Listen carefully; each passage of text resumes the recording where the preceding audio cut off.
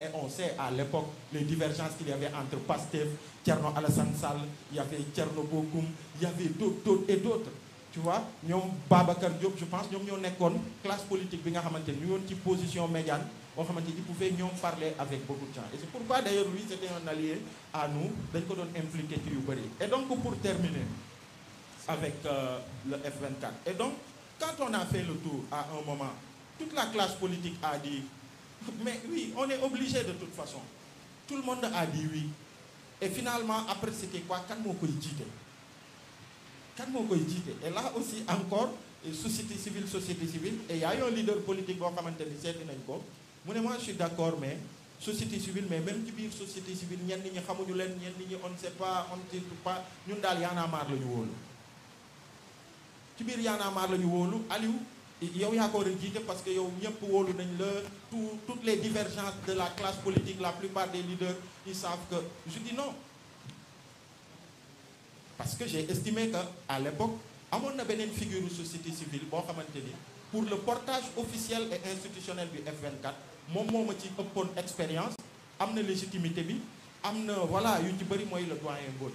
Et j'ai dû dire non doyen Mbodj. Et puis l'autre chose aussi, pourquoi j'ai dit doyen Mbodj? Parce que justement pour apprendre de l'expérience, j'ai dit moi je ne vais pas me tuer à gérer les dissensions entre les politiques, di ci nekk plutôt que sur les vraies questions, di ci nekk di gérer les frustrations entre les politiques plutôt que sur les vraies questions yi ñuy sénégalais di xaare. Je préfère quelqu'un de plus expérimenté, mat bi nga xamante ni bu waxee ñoom ñëpp dinañ ko ruusee dara, moom mu nekk dans la coordination de ça.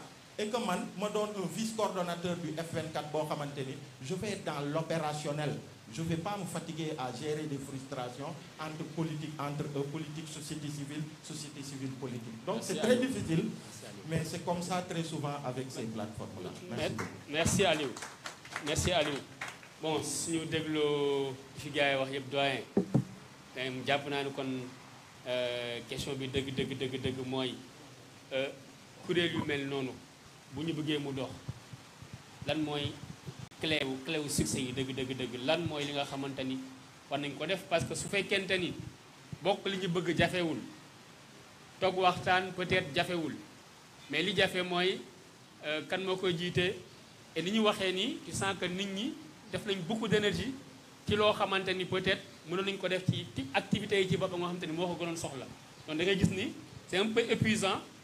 Et certainement xam naa ni am na si ñoo xamante ne bu leen ko santaandoon pour ñu coordonné waat ko sax dañu ko def parce que da ngay sentir que coono la quoi. Et pourtant malgré ça on a tous dit et on est d'accord que il nous faut ce type de collectif parce que ça a un apport majeur dans le renforcement de la démocratie au Sénégal.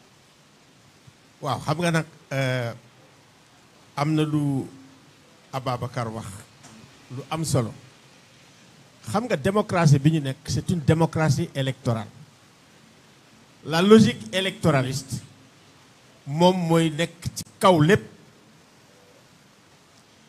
contexte politique yi tamit ça compte c'est-à-dire que su fekkee ne au sein des partis politiques rapport de force yi dafa doy waar ñii dem nii ñii dem ne moo indi la question Pastef parce que force bi Pastef am ci événement yi mujj depuis 2021 2024 boo jëlee M23 amoon na ay égalité boo jëlee Tanor ak Niass ñoom ñaar ñoo doon xëccoo ba nga xam ne sax ki nga xam ne sax kenn xalaatu ko woon moo ñëw li affaire bi doñet donc contexte politique yi c'est important li Babacar wax tam mu am importance mooy xam nga ñun bi ma paree en 2013 ma war a passer la main de la RADDHO dama dem seeti suñu benn partenaire aux États-Unis ma ne ko ñun li ñu def dafa am solo parce que dañu passer si tu veux du plaidoyer au changement social. Amérique bi di tëj xool di ma ça c'est intéressant fekk normalement affaire bi ngay am ñaari yoon nga ko war a am mu ne kon yéen am ngeen am droit amaat ko yeneen ñaari yoon. noonu laa jëlee affaire bi ni doñet pour ñëw ci li muy wax c'est-à-dire que bu ñu nekkee dans des contradictions yoo xam ne c'est des contradictions politiques et sociales ba pare ñu bugg une transformation sociale il est évident qu'il faut que nous xalaat ko, il faut que nous pensions ko. C'est-à-dire que day nekk quelque chose de révolutionnaire. En réalité, si nous avons un niveau bobo, pratiquement waruñu am société civile d'un côté, société politique d'un côté. Su fekkee ne changement lañ bëgg de la wax de su fekkee ne transformation lañ bëgg parce que ki ma wax loolu Sam c'est un grand idéologue parce que bi ñu paree M23 wax mu ne mais Alioune Tine yow da nga def parce que fu ñu ma woo ni ma gouvernement ma ni doy na mu ne ma Alioune mënoo def révolution jiite ko ba pare te bokkuloo. En réalité, ça, c'est les limites de la société civile. En réalité, les limites de la société civile. Moi, une société civile, en réalité, exercer le pouvoir du ligueyam, du butam, du objectifam. Mais en même temps, de porter des valeurs, de porter des normes, porter des affaires. Peut-être, vous faites qu'on ait le pouvoir, peut-être que l'on a un changement, il y a un parce que nous avons par vous boba. Parce que booy xool changement yi ñuy am pourquoi bu ñu ñëwee ku nekk ci nguur gi da nga naan bu ma ñëwee waaw tey damay toog ma dégg ñoom Macky Sall daan article 254 article 80 ñi ngeen di jàpp di tëj mais moom bi mu fa nekkee lu tax changé wu ko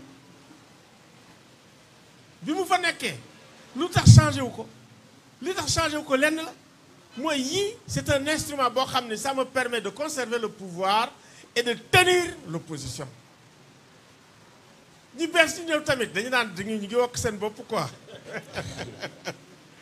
leeragul moo tax su fekkee ne bëgg nañu am un changement qualitatif dëgg-dëgg ça veut dire ñu jóge ci démocratie électorale dem vers une démocratie substantielle il faut que li mu koy wax ça veut dire que mu am ay partis yoo xam ne seetuñu jël nguur pour nguuru rek dañuy jël nguur pour transformer bu baax liggéey bi te loolu la ñu doon xaal ci Pastef dama leen koy wax àddina